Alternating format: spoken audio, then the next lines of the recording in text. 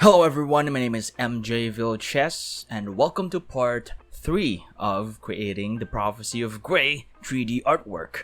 This is actually an artwork that I did as an entry for hashtag TUP Challenge. And yeah, it's also a fan art of the Underland Chronicles by Suzanne Collins. And yeah, for this part, I'll be sharing to you guys how I set up some lights on our artwork here. So yeah, without further ado, let's just get into it.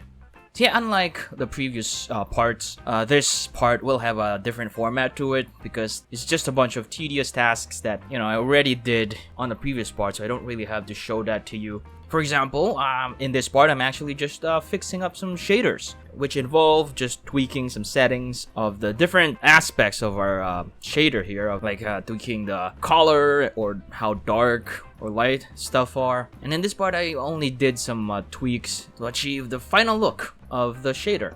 And yeah, I also tweaked Gregor's pose. And yeah, after doing all those tweaks on the shaders and then posing Gregor and then adding more textures and stuff, which is I already showed in the previous part how I did it, I then proceeded to setting up some lights on our scene here. So yeah, as I said in the previous part, I ended up using the temporary light that I set up as the main light.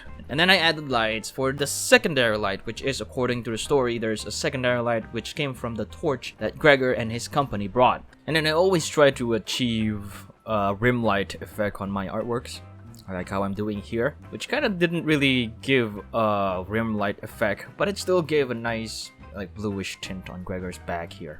And also I actually did some quick cloth simulations for Gregor's clothes here, just to give it nice creases and not look like plain and boring or something. And yeah, this is something I'm probably gonna find a way how to do too in the animations. And yeah, I guess the artworks are like serving as an exercise in doing this thing. And also I added a light to give that specular effect on Gregor's eyes, because if you watch like animations, specifically in Frozen 2, if you watch it, you'll see that their eyes always have some reflections on it, like a light that just gives a nice white specular to it. And yeah, this kind of effect is actually done even in VFX, so I also want to like incorporate that in my artworks, and I did that here using an area lamp. And yeah, all the things that I did after that is just tweak the power or the intensity of the lights and then positioning them properly. All those tedious things that you usually do when you're creating something. Nothing is really final until you say it's final, and even when you say it's final, it's still not finished, but you just have to get it done. Yeah, that's kind of the thing that you're gonna have to accept as an artist. And yeah, before hitting that render button, which I actually did a couple of times to do some test renders, all the lights are set up like this. So yeah, we have our area lamp here, as I said, as a rim light. There's the area lamp again to add that specular effect on the eyes right there.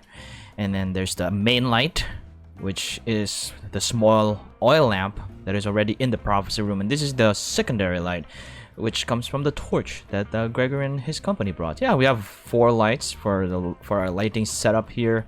And then I set the world to a black world because the room is dark, so there's no other light sources. So yeah, that's it for this part, our lighting setup. And yeah, the next part will be the final part of this creation process series. And yeah, hopefully you've learned something from this video. And yeah, I'm not gonna make this too long, so yeah, just see you in the next part.